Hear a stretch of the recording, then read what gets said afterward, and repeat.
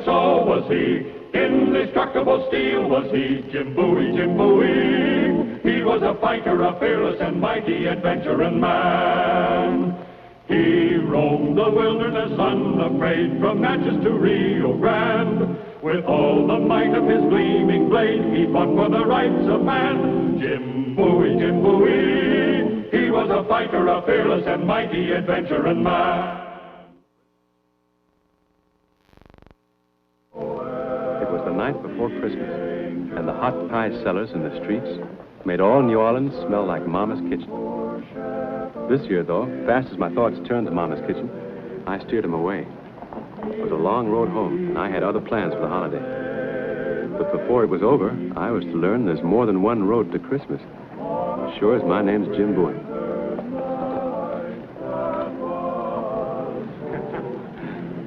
Merry Christmas.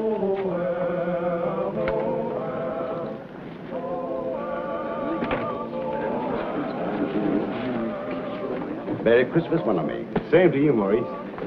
A hot rum toddy, please. Well, where is it? Let's see it.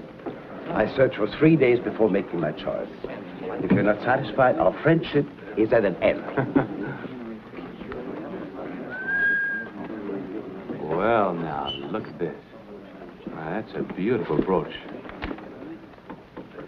I sure wish I could see Mama's face when she finds this in her Christmas stocking. Perhaps you should change your mind and deliver it to her in person. Might as well ask me to change the course of the Mississippi River. My shipment of indigo is held up on a sandbar just above Natchez. Won't make New Orleans till Christmas night. It means a lot to you, that shipment. $10,000 to your profit. I think she would gladly exchange it for a sight of that ugly face of yours. Now, listen, Maurice, there are times when I wish you'd stop telling me how to run my life. Bowie of Opelousas? Merry Christmas, sir. I can handle my own affairs, you know. They say that you are quite a great man, especially when there's a knife in your hand. Is that so? Look, monsieur, you are superfluous. This quarrel is between friends. No, my dear sir, no. No. It is you who are superfluous.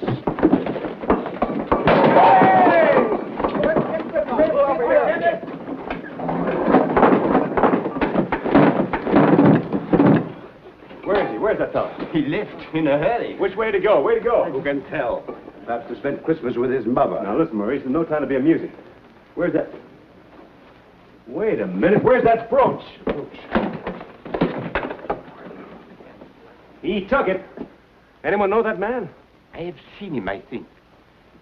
Last night at the baccarat table. Yeah? What's his name? My memory is not good. Maybe I can help your memory. Monsieur, with all respect, his name I do not know. Only that his home is Bellecine. Bellecine, where's that? About 20 miles up the river road. Jim, you shouldn't go alone. My drink is on the house.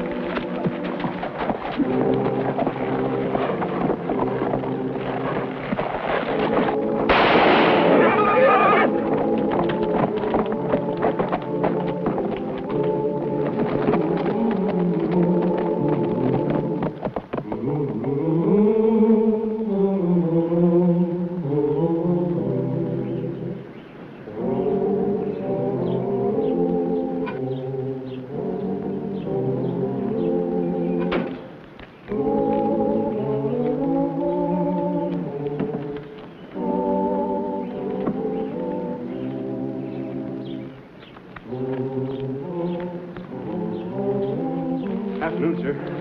Afternoon, miss. Could you buy Alcibiade. Alcibiade, my son. Welcome. I'm sorry, sir. There's been some Esme, Alcibiade is here. Alcibiade is returned. Miss, what is all this? Dear uncle. Huh? Please, say nothing. I'll explain later. Did I not say my prayers would be answered? Come, let's go in. Oh, no, no, my dear. You need no longer bear an old man's weight. Alcibiade is here. Alcibiade. Your arm.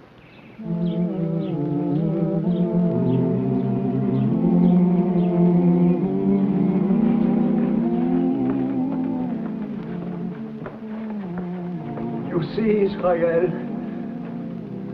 Alcibiade has come home.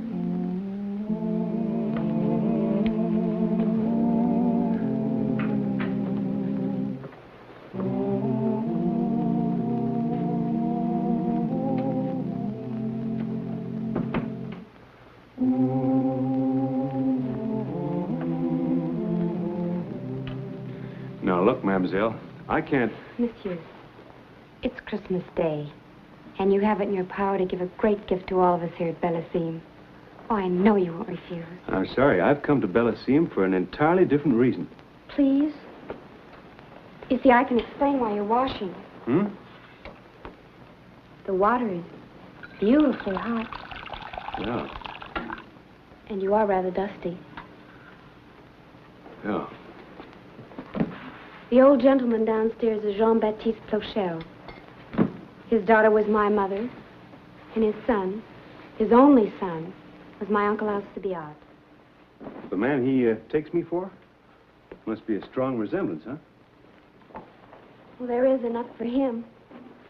My uncle, too, was tall and dark-haired. And he was the handsomest, gayest, kindest creature my mother used to say. And the one his father loved best in all the world. This is his room. It's just as he left it 20 years ago. 20 years ago? Well, he'd have changed by now. He'd be middle-aged. Can't the old gentleman see that? Well, he sees what he wants to see.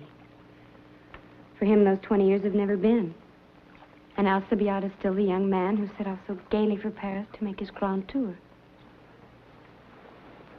It was a day in spring when he went away. And he promised his father he would come back to have Christmas dinner with him. But God willed otherwise. And his ship was lost with all on board. I see. So that's why your grandfather is so confused. Well, consider, monsieur, his only son. My mother used to say he was never the same man. Never. Now he's old, and his mind is clouded, and he thinks that you... Yeah, I know what he thinks. But I'm sorry, this is just a piece of bad luck for both of us. It's been the same for so many Christmases. This morning at daylight, he was rapping his cane on the back gallery, calling all the servants together. This room must be arranged, and dinner prepared, and all must be in readiness for the return of Alcibiade. And then he sat down to wait, faithfully, like a child. Mademoiselle, I know what you're intending to ask, and I hope you won't. Well, how can I not ask you? It's what I've prayed for, that God would give just one more happy Christmas Day to my grandfather. And the good God answered me. Why else are you here? You understand now. You will let him believe just for this one day that you're his son. You will grant him his Christmas dinner with Alcibiade. I'm afraid I can't. I mean, I'm here on urgent business of my own.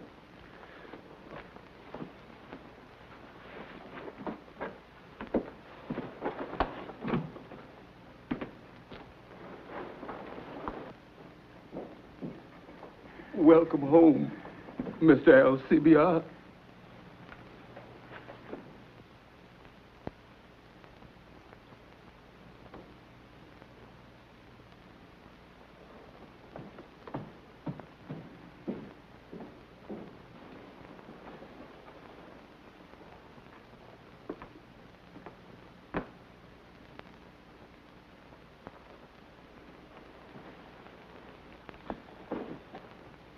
No, I'm not going to wear another man's clothes. It's his coat. Put it on. I don't want to wear his thing. First one arm, Well, I can tell you right now, it won't... then the other. It won't fit. So. There's no point in trying.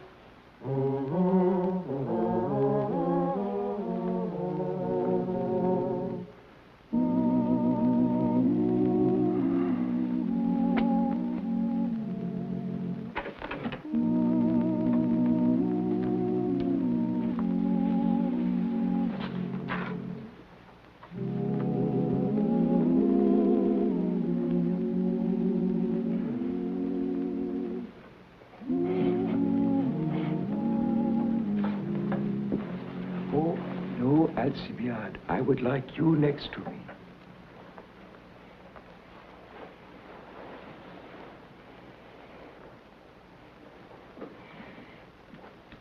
Where is André? André? Fool of a Josh forgot to wake me. I'm terrible. Andre.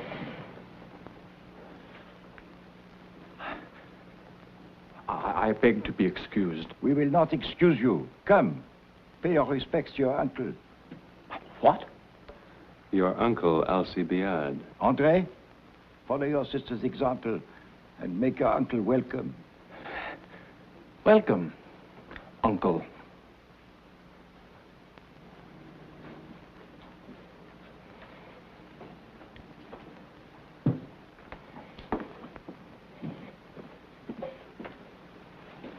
Oh, no, Israel, my son.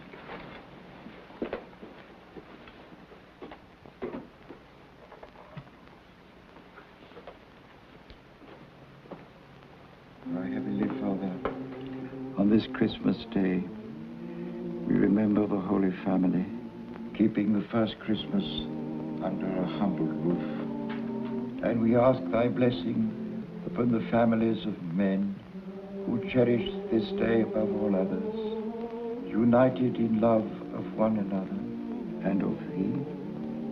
Amen.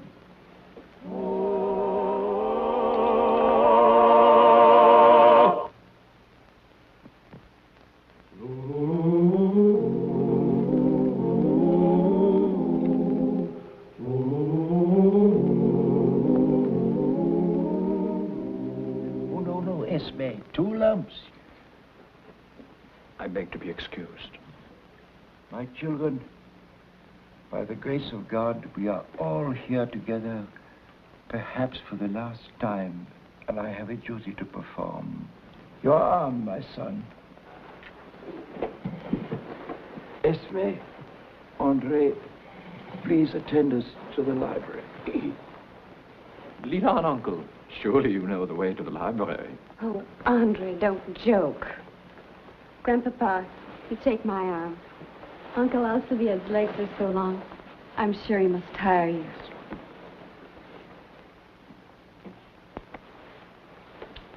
Put that down.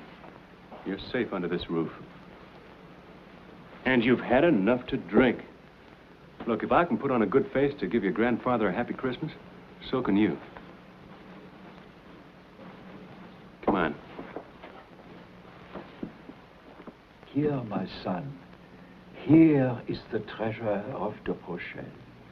Alcibiade, come and stand beside me.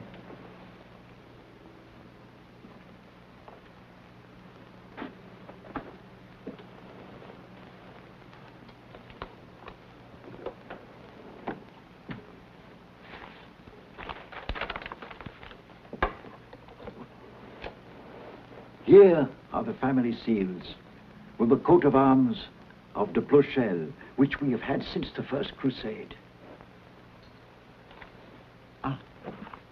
And here is the deed to this house, Bellissime, with all its broad acres. And here are the jewels of Plochelle, made to the order of my namesake, the great Jean-Baptiste de Plochelle, Marshal of France, in the time of Henry IV. For generations, these jewels have graced the ladies of our family.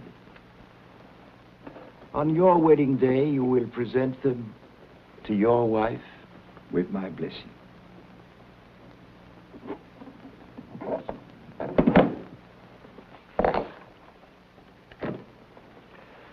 When my father grew old and tired as I am now, I had this key from his hands, and in receiving it, I assumed the guardianship of the treasure of Plochelle, of the destiny of Plochelle, and the honor of Plochelle. Take it, my son. Oh, sir, I can't. Alcibiade, I command you, lock the strongbox.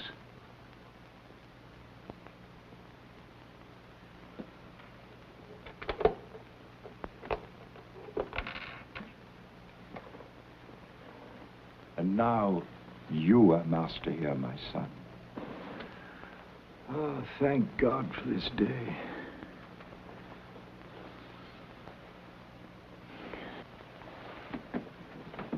Esme? Esme, I'm very tired. Well, come and rest.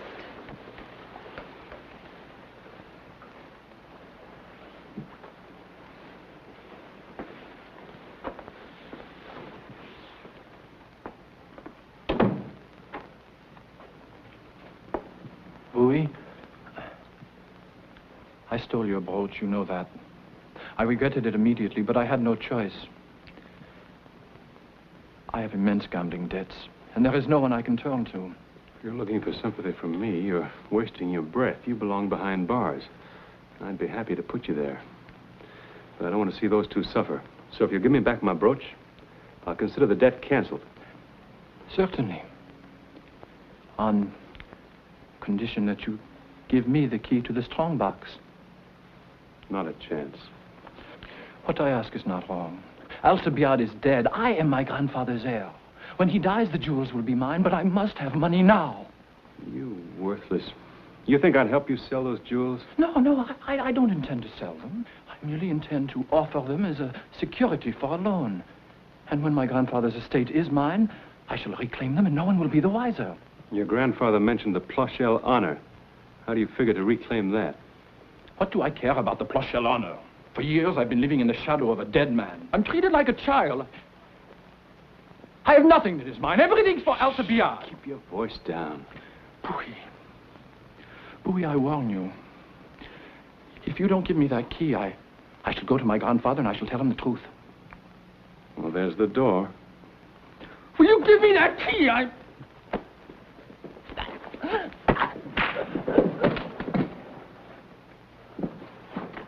Alcibiade!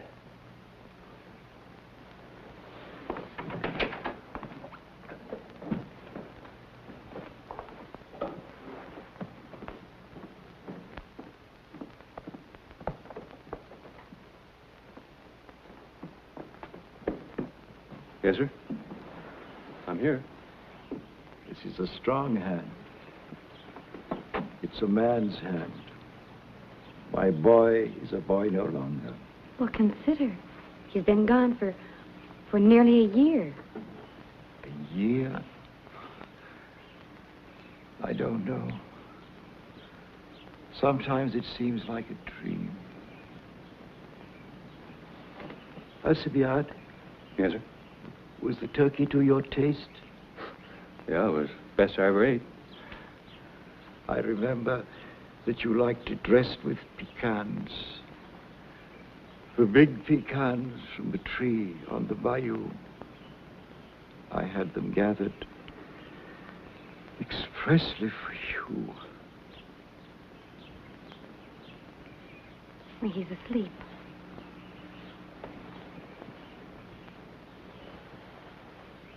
Monsieur. Monsieur, I have no words to thank you. Oh. And I know my brother, too, is very grateful. I wouldn't be too sure of that, Mademoiselle. Well, I know he may not think it's manly to say so, but I know what's in his heart. And I know, too, that he is sometimes very lonely. It's good that he has a friend like you. Yeah, oh. Well, I wouldn't say we were friends exactly. Might say we had some business dealings. Well, you came here on business.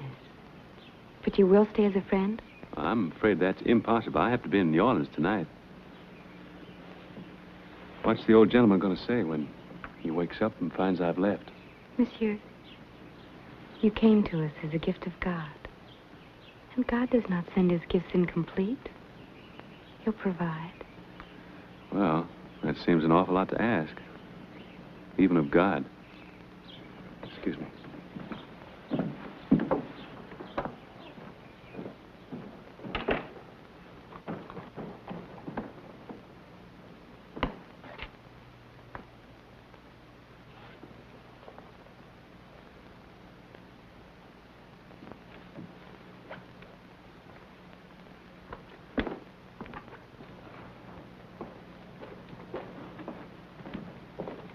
Monsieur.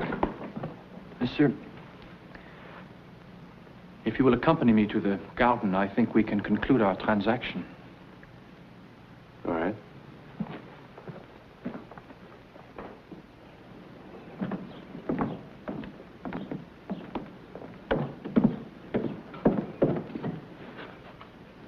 Turn around.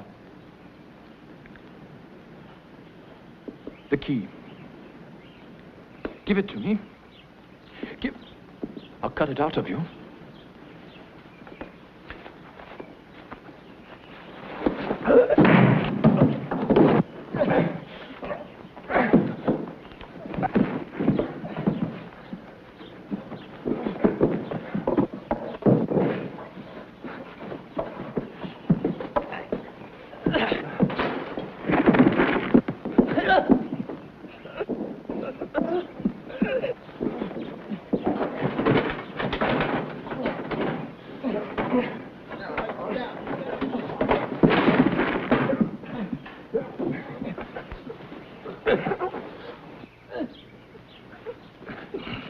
All right, I give up.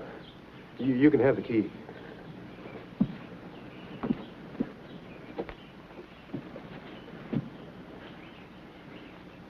All right. Give it to me.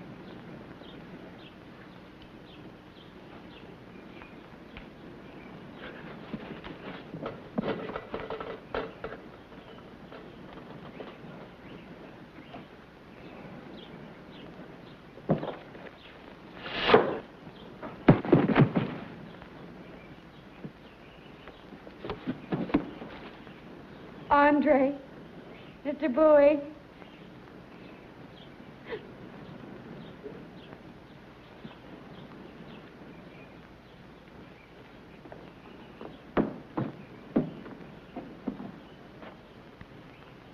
You see, monsieur, it's as I said. God does not give his gifts incomplete.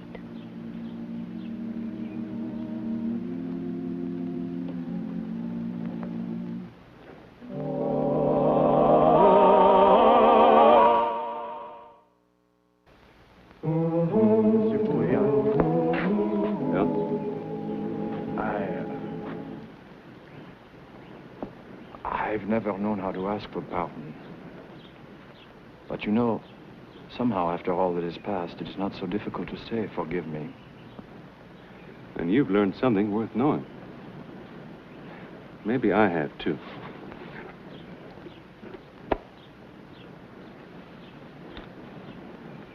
What is this? You said you needed security for a loan. But you've forgotten I've just inherited my... Yes. Yes, you are right. Those jewels are not really mine at all, are they? I am just their guardian. You trust me. And it's not a gift. Just as soon as you're out of your difficulties, I expect it back, and don't you forget that. But the woman for whom it was intended... The woman for whom it was intended is my mother. But she'd just as soon have something else. And I'm going to give it her. Monsieur Bowie, I cannot imagine what your mother could find more magnificent than this. Well, I've never considered myself magnificent, but who am I to argue with Mama?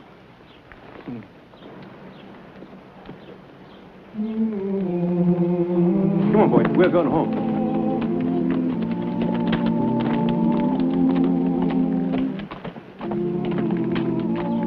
Merry Christmas. Noel! And here's the star of our show, Scott Forbes. Hello. Hope you enjoyed tonight's show. And that you'll be with us next week for another adventure in the exciting life of Jim Bowie. He roamed the wilderness unafraid, from Natchez to Rio Grande. With all the might of his gleaming blade, he fought for the rights of man. Jim Bowie, he was a bold adventuring man. Jim Bowie, battled for right with a powerful hand. His blade was tempered and so was he. Indestructible steel was he, Jim Bowie. He was a fighter, a fearless and mighty adventuring man.